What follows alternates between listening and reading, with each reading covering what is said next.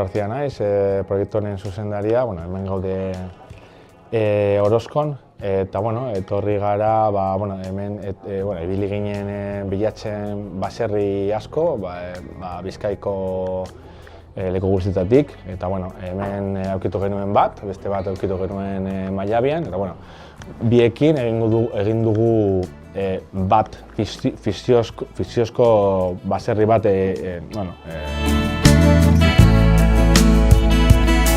nik ere bai izan nintzen idazlea, honen historien idazlea, eta bada zertan datza, da familia oso pobre bat, eta badaukala zailtasun asko aurrera eramateko, eta bigarren aukeraren historia bat da. Egia esan, hasieratik Igorrek esan zozkun erabili nahi zuela bizkaieraz, orduan guretzako nahiko erronka, zen naiz da bizkaitarrak izan, guk berez batueraz egiten dugu. Badaukagun aste bat, baita gure batuera horretan, baina Andoni egon da bizkaiera apur bat kontrolatzen, eta egia esan, konturatzen zara oso galduta daukagula, ez? Eta berreskuratu beharko genituzkela gauza batzuk oso zaila egiten zaigula, baita aldaketa txiki horiek gure buruan beste modu batean egiten dugu.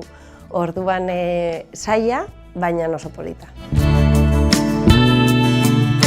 Nik aspaldi jaso nuen kortoa eta apur bat berak ematen zion baita alde artistikoa, irudia nolakoa izango zen trataera, eta niri asko gustatu zitzaidan hasieratik. Nik uste dute aurrera joan den ahala, bera ere aurkikuntza batzuk egin dituela, ez?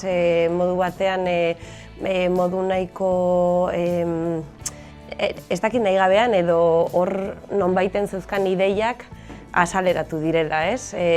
Testua eta eszenak lantzen joan garen heinean, eta hori polita da.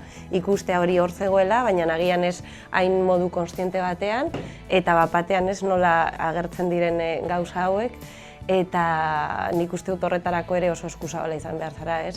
Entzuteko, eta bere kasuan entzuteko guk egiten genituen proposamenak, eta jasotzeko gure proposamen horietatik zeintzuk bat egiten zuten bere hasierako ideia horrekin, eta azkenean kortoaren esentziarekin, ez?